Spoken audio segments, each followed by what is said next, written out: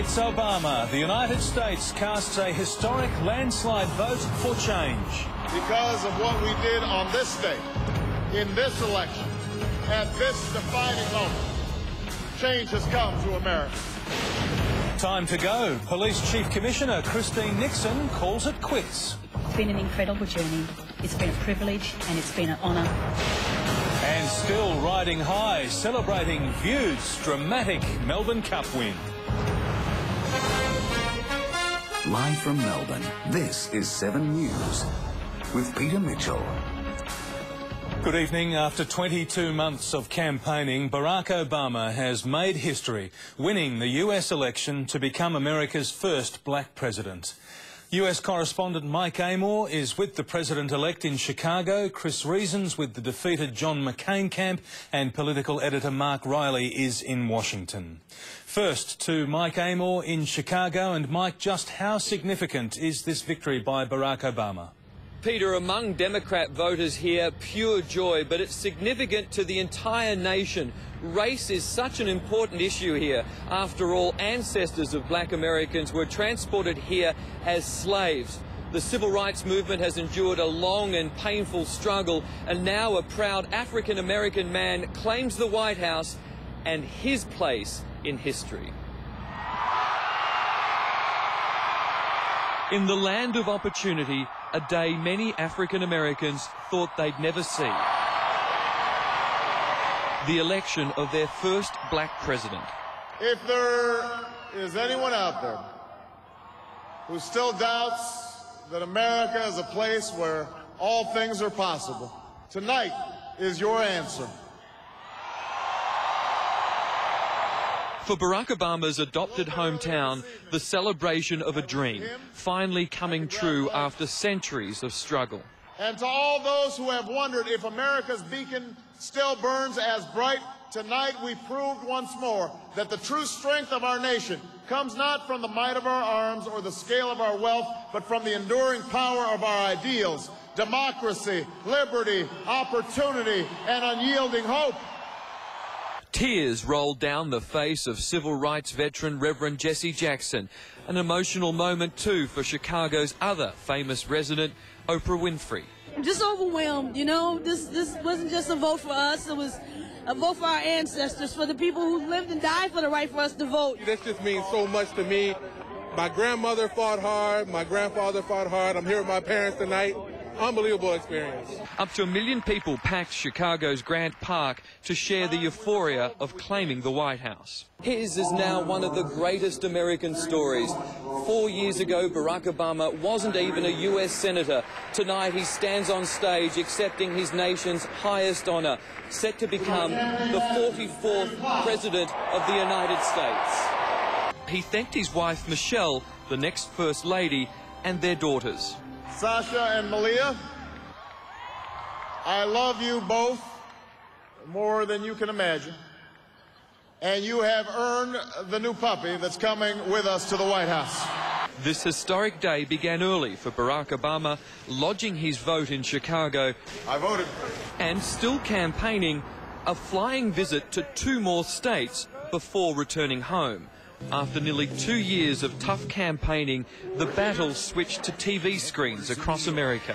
This is NBC Nightly News with Brian Williams. The underdog drew first blood. So an early lead for John McCain. But as results rolled in, Obama struck back. American networks wrongly called the 2000 presidential election tonight caution. We're not going to do that here. We're just going to be extra conservative. But the results were overwhelming.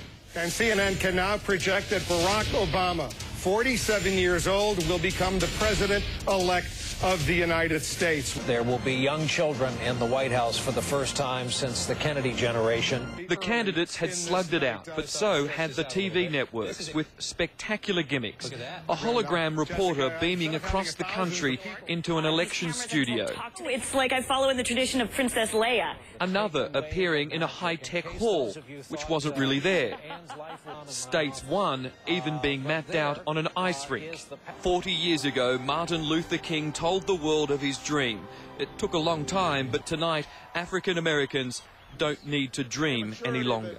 At this defining moment, change has come to America.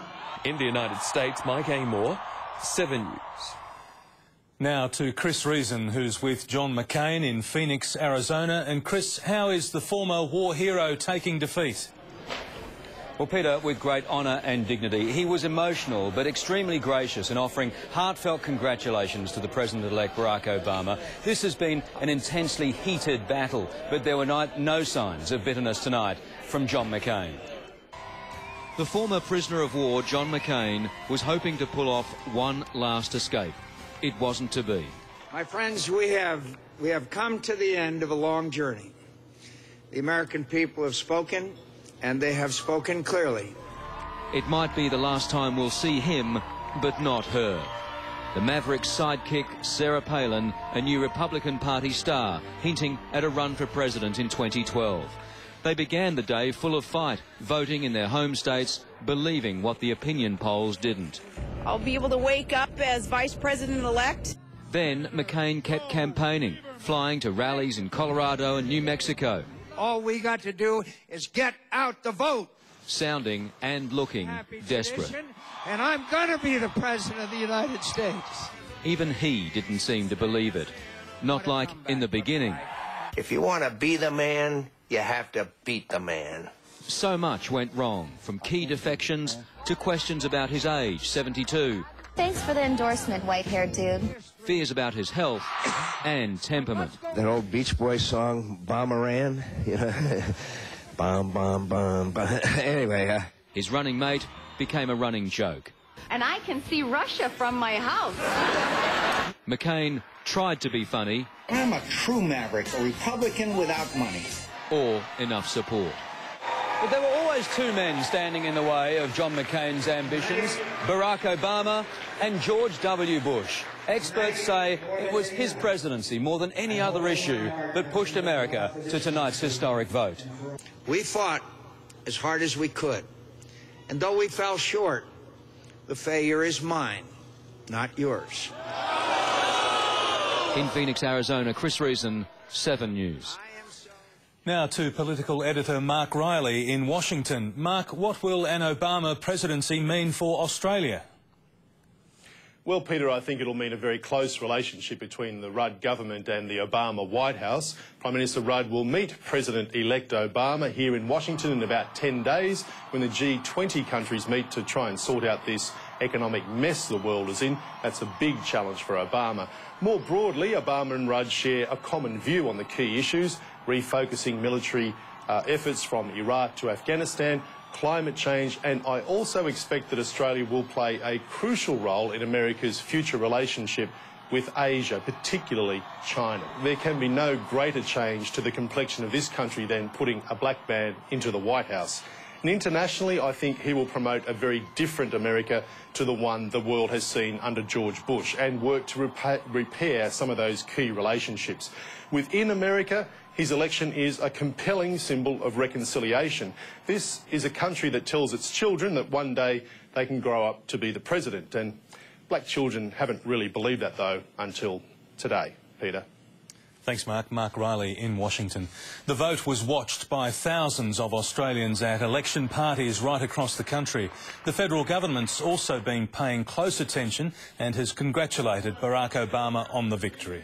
Australia looks forward to working in the closest possible way, in the closest possible partnership with an Obama administration.